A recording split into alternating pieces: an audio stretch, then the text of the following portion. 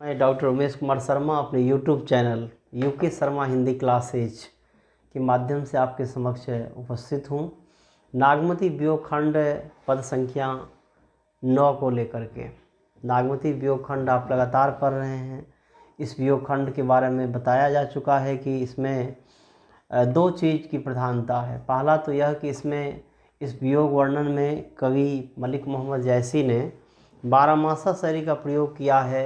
जब रत्नसेन नागमती को छोड़कर पद्मावती की प्राप्ति के लिए सिंघल द्वीप जा चुका है, ये 12 महीने अपने अपने तरीके से नायिका को सता रहा है। अपनी तमाम विशेषताओं के कारण नायिकाएं परेशान हो रही है उस मौसम के कारण, तो इसमें बारहमासा का प्रयोग है। दूसरा है कि फारसी के वहात्मक शैली का प्रयोग किया गया है, जिसमें नायिका उन तमाम दशाओं तक पहुंच जाती है जिस दशा तक की परंपरा जाने की भारतीय साहित्य में पूर्व में नहीं थी। मलिक मोहम्मद जैसी ने यह प्रयोग किया कि नायिका अपने वियोग दशा में चरम तक चली जाती है, मरने की अवस्था तक चली जाती है, उसके मांस गल जाते हैं, रक्त बह जाते हैं। और ये वहात्मक शैली है, फारसी का प्रभाव है। ईरान से जो प्रवृत्तियाँ यहाँ हमारे भारत में प्रवेश करती है और हिंदी साहित्य के कवियों ने जिसका प्रयोग किया है, उसका बखूबी प्रभाव इसमें दिखाई पड़ता है। नागमती वियोग खंड के बारे में भी मैं बता चुका हूँ। अपने पूर्व के व्याख्यान में इंट्रोडक्शन जब मैंने दिया था, बताया था कि सूर ये जैसी साहित्य का मुकुटमणि है। पद्मावत अपने आप में बहुत ही श्रेष्ठ रचना है। हम कहें तो भक्तिकाल का प्रथम महाकाव्य है यह, और बहुत ही सरस रूप से आम जनों की भाषा में से रचा है कवि ने। हिंदुओं की घर की कहानी, हिंदुओं की शैली में उसके संस्कृति, उसकी भाषा, सब का प्रयोग इसमें आपको मिलेगा। सबसे बड़ी विशेषता है कि इसमें एक मुसलमान कवि ने भारतीय संस्कृति का, यहाँ के रहन सहन का, यहाँ के समाज का, यहाँ के पहनावे का, यहाँ की लोक संस्कृति का इतना सुंदर प्रयोग किया है कि लगता है कि कितना तटस्थ मुसलमान था ये, जो अपने तरीके से कभी इस्लाम का प्रचार इसमें नहीं किया है। अगर प्रचार भी किया है तो उसमें प्रत्यक्ष नहीं है, बल्कि गौण भाव उसके इसमें प्रकट हुए हैं। मैं आपको आज के इस पद पर लिए चलता हूँ कि अगहन महीने का वर्णन है। इसके पूर्व के पद में आपने पढ़ा था कि कार्तिक महीने का वर्णन है। कार्तिक का महीना गया तो फिर अगहन का आना, जब पूरी तरह से प्रकृति में सरसता आ जाती है, और उस सरसता के कारण भी जो नायिका है कैसे वियोग को झेल रही है और किस प्रकार से वो सरसता नायिका को सरस नहीं लग रहा है, क्योंकि वियोग की अवस्था में है, रत्नसेन नहीं है, अकेलेपन को झेल रही है। अकेलेपन को झेलने के लिए अभिशप्त है। और प्रियतम गए तो पैसा कमाने नहीं गए हैं, बल्कि प्रियतम रत्नसेन एक नई स्त्री की प्राप्ति के लिए गए हैं। इसलिए दोहरी पीड़ा ये झेल रही है। और हम देखते हैं इस वियोग में, इस पद में इसके वियोग को कि अगहन दिवस घटा निसी बारही, अर्थात अगहन के महीने में जो दिवस है वो घट जाता है। स्वाभाविक रूप से आप सारे लोग जानते होंगे कि जब अगहन का महीना आता, जब खास करके शरद ऋतु का आगमन कार्तिक से हो जाता है, तो कार्तिक से आते आते अगहन में आकर के दिन छोटा हो जाता है, रातें बढ़ जाती है। ये रातें लंबिया हो जाए और वियोग की दशा हो नायिका का, तो निश्चय ही पीड़ा और भी अधिक बढ़ जाती है। इसलिए रातें लंबिया हो गई है, दिन छोटा हो गया है। कवि ने लिखा है कि अगहन दिवस घटा निसी बाढ़ी, अर्थात अगहन महीने में दिन छोटा हो गया है और रात बढ़ गई है, रातें लंबी हो गई है, जिसके कारण ये रात जो काटना बड़ा मुश्किल हो रहा है प्रियतम के अभाव में। इस बिस्तर पर अकेलेपन पड़ी हुई, अकेलेपन को झेल रही नागमती किस प्रकार से, किस मनोभाव में, किस मनोदशा में है, कवि ने इसका कितना सुंदर वर्णन किया है कि दूभर रैन जाए किमी गाढ़ी। किमी मतलब किस प्रकार, यहाँ कहती है नायिका कि ये रैन जो है वो दूभर हो चुका है। दूभर होना मतलब कष्टकारक होना, दूभर होना मतलब दुर्लभ होना, दूभर होना मतलब बहुत ही पीड़ादायक होना। ये रात की जो लंबाई है, इस लंबाई के कारण नायिका परेशान हो जाती है कि दिन तो किसी प्रकार लोगों का मुंह देख करके ये काट लेती है, पर रात अकेले बिस्तर पर जब वो होती है तो रातें बीत नहीं पाती है, रातें कट नहीं पाती, एक एक पल एक एक वर्ष के समान प्रतीत हो रहा है। और नायिका यह महसूस कर रही है कि दोभर रैन जाई किमी गाड़ी, ये जो कठिन रात है, ये जो दुर्लभ रात है, ये जो पीड़ादायक रात्रि है, उसकी किस प्रकार से काटा जाए, किस प्रकार से इस रात को झेला जाए। नायिका इसलिए यहाँ सोचती है कि किस प्रकार से वो साधन खोज रही है, किस प्रकार से उससे मुक्त हो। अब यह विरह दिवस भार आती।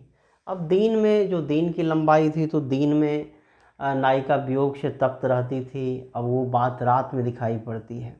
एक और बात इस संबंध में कही जाती है कि जिस प्रकार से दिन छोटा होता जा रहा है, ठीक उसी प्रकार से नायिका के शरीर भी उसी प्रकार से दुबली पतली सूखी हुई अजीब सी स्थिति उसकी हो रही है। दिन की दुर्बलता जिस प्रकार से यहाँ दिखाई पड़ती है, ठीक वो दुर्बलता नायिका के शरीर पर भी दिखती है। और जिस प्रकार से रातें लंबी हो रही है, बढ़ रही है, वो चीज़ें नायिका की वियोग दशा को रेखांकित करता है कि उसी प्रकार उसी मात्रा में इसकी वियोग दशा भी बढ़ रहे हैं।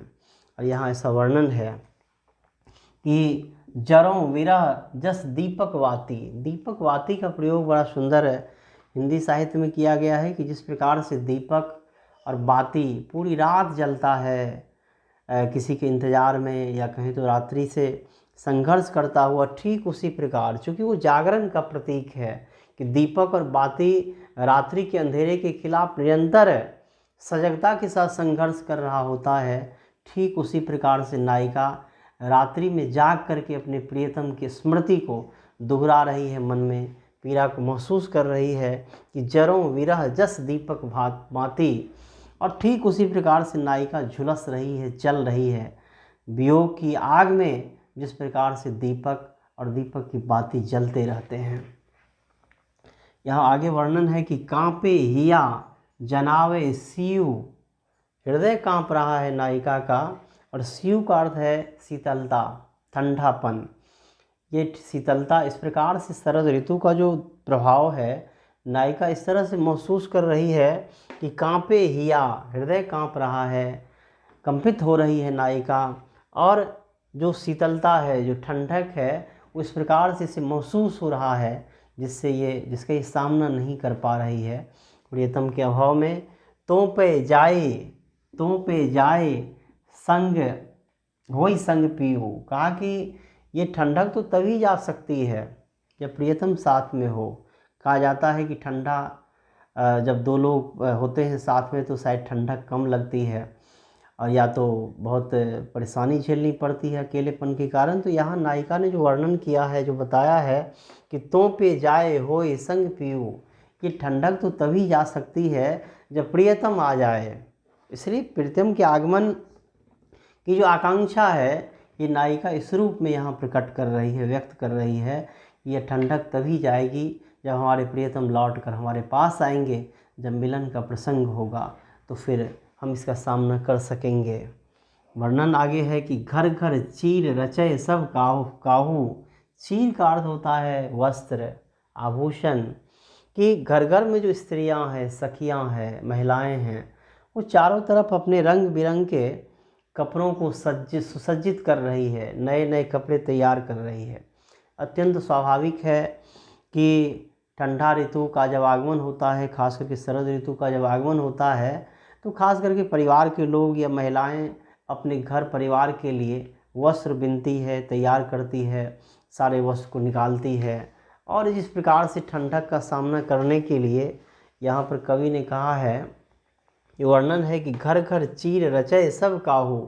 घर घर की स्त्रियां नए नए वस्त्र बुन रही है, तैयार कर रही है कि इस ठंडक का सामना किया जाए। शरद ऋतु की जो परिस्थितियां हैं उसे किस प्रकार से काटा जाए। घर घर में स्त्रियां सुसज्जित हो रही है, नए नए वस्त्रों को तैयार कर रही है।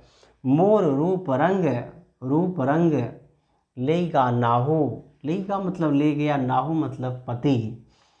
यह नागमती कहती है कि मैं किस प्रकार से सुसज्जित होऊं, मैं क्या करूं, हमारा तो रूप और रंग सब कुछ रत्नसेन लेकर चले गए, सब कुछ हमारे प्रियतम लेकर चले गए।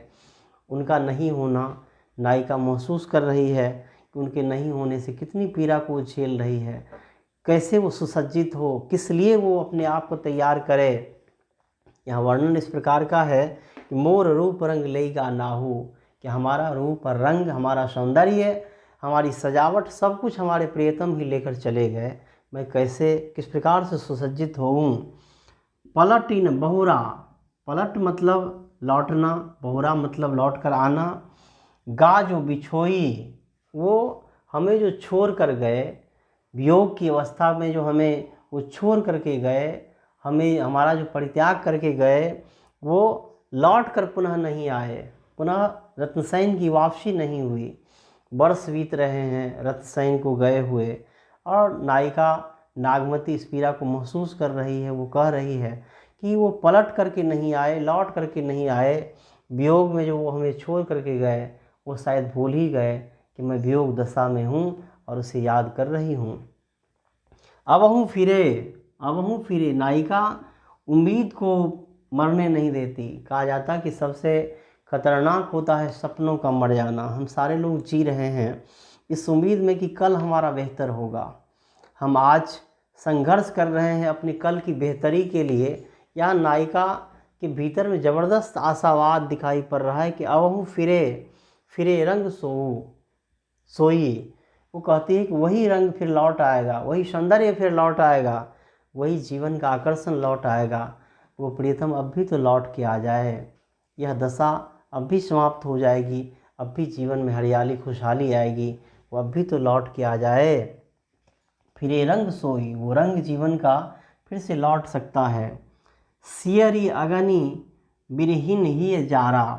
अब देखिए कि किस प्रकार से शीतलता की जो अग्नि है वो धीमे धीमे जला रही है। यहाँ पर नायिका सनई सनई धीरे धीरे जल रही है। इस शीतल आग से, ये मंद आग जो वियोग की आग है, उसके कारण नायिका भीतर ही भीतर जल रही है, दग्ध हो रही है, उस पीड़ा को महसूस कर रही है। वह कि सियरी अर्थात शीतलता की जो अग्नि है, जो वियोग की अग्नि है, वो धीरे धीरे इस नायिका को, इस बिरहनी को जलाता जा रहा है, हिए जा रहा, इसके हृदय को दग्ध किए जा रहा है। आगे है कि सुलग सुलग दग्धे हुई छारा। और इस प्रकार से ये आग धीरे धीरे सुलग रहा है, वियोग की आग, जिसमें नायिका जल करके छार हो रही है, राख हो रही है। मैंने पहले ही बताया कि इस वर्णन में खास करके फारसी की वहात्मक शैली का प्रयोग किया गया है। नायिका का जल जाना, राख हो जाना, ये भारतीय पद्धति नहीं है, बल्कि ये फारसी पद्धति है जिसका प्रयोग कवि ने यहाँ पर किया है कि सुलग सुलग दग्धे ही होई छारा। किस प्रकार से सुलग रहा है वियोग की आग कि पूरी तरह से नायिका जल करके राख होती जा रही, छार होती जा रही है। यह दुख दगध है, यह दुख जो दग्ध कर रहा है, जो जला रहा है, जाने कंतो, यह दुख दगध जाने कंतो, जौवन जन्म करे भशपंदो। वो कहती है कि यह दुख जो है, यह पीड़ा जो है, ये प्रियतम पता नहीं कि जान करके अनजान बने हुए हैं। वह इसे जान नहीं पा रहे हैं कि यह जो वियोग की पीड़ा होती है, जो कष्ट होता है, वो किस प्रकार से मनुष्य के जीवन को नष्ट करता है। वहाँ पर ये महसूस कर रही है कि यह दुख दगध जाने कंतु, कि ये दुख और पीड़ा हमारे प्रियतम नहीं जानते हैं संभवतः। जौवन जन्म, जौवन जन्म करे भस्मंतु, कह रही है कि जवानी और ये जन्म, मनुष्य का जन्म एक बार ही होता है, और ख़ास करके इस्लाम का ये प्रभाव है। इस्लामिक ग्रंथों में कहा गया है कि मनुष्य एक बार ही शरीर ग्रहण करता है और फिर शरीर के साथ उसकी सत्ता समाप्त हो जाती है। यहाँ कवि ने इसका प्रयोग किया है। यहाँ वर्णन मिलता है कि जौवन जन्म करे भस्मंतु। वो कहती है कि ये जन्म और ये जो यौवनत्व है, ये जो जवानी है, ये जीवन में केवल एक बार प्राप्त हुआ है, और हमारे प्रियतम रत्नसेन शायद ये बात भूल चुके हैं। उसे याद रखना चाहिए कि जवानी फिर से लौट करके नहीं आएगी, यह जन्म फिर से हमें नहीं प्राप्त होगा। इसलिए जीवन का आनंद, उन्मुक्त आनंद हमें भोगना चाहिए। और सबको वो भस्मभूत कर रहे हैं, सबको वो नष्ट कर रहे हैं। यहाँ कह रही है नायिका कि अपनी यौवनत्व अपना जन्म, सबकी महत्ता, सबकी गरिमा को धूमिल किए जा रहे हैं रत्नसेन, उसे अब भी लौट के आ जाना चाहिए। यहाँ वर्णन है और ये पंक्ति सबसे अधिक महत्वपूर्ण है। जो पंक्ति अंत में आप टेक के रूप में देख रहे हैं, जिसे कवि ने दोहा शैली में लिखा है, चूँकि ऊपर के सारे जो पद हैं वो चौपाई में है, नीचे उन्होंने दोहा का टेक लगाया है। सर्वाधिक महत्वपूर्ण पंक्ति है यह, जिसमें कवि ने नायिका की वियोग दशा के उत्कर्ष को दिखाया है, उसके भीतर की आकांक्षा को दिखाया है, मिलन की जिजीविषा को उसके भीतर की जिजीविषा को दिखाया है, मिलन की उद्दाम आकांक्षा को दिखाया है। इस पद को हम देखें कि पीयूष हो कहे हो संदेश रा, ये संदेश जब प्रेषित करती है तो ऐसी प्रेषणीयता हिंदी साहित्य में बहुत कम मिलती है। संदेश राशक लिखा गया, वहाँ भी नायिका ने बहुत प्रेषणीय तरीके से अपने संदेश को अपने प्रियतम के पास भेजती है।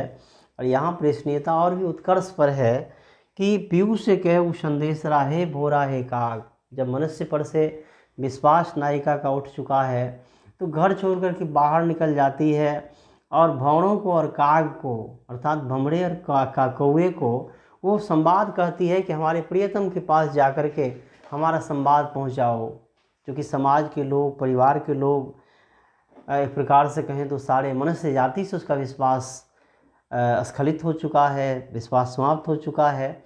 इसलिए नायिका ने यहाँ पर खास करके भंवरों और कौवों को संदेश देती है और कहती है कि तुम जाकर के इस प्रकार से संदेश सुनाना। किस प्रकार से, वो कितना सुंदर है। आप देखें कि सो धनी बिरहे जरिमुई, सो धनी बिरहे जरमुई, कि वो धनी, धनी मतलब स्त्री, वह स्त्री जिसे तुम छोड़ करके आए।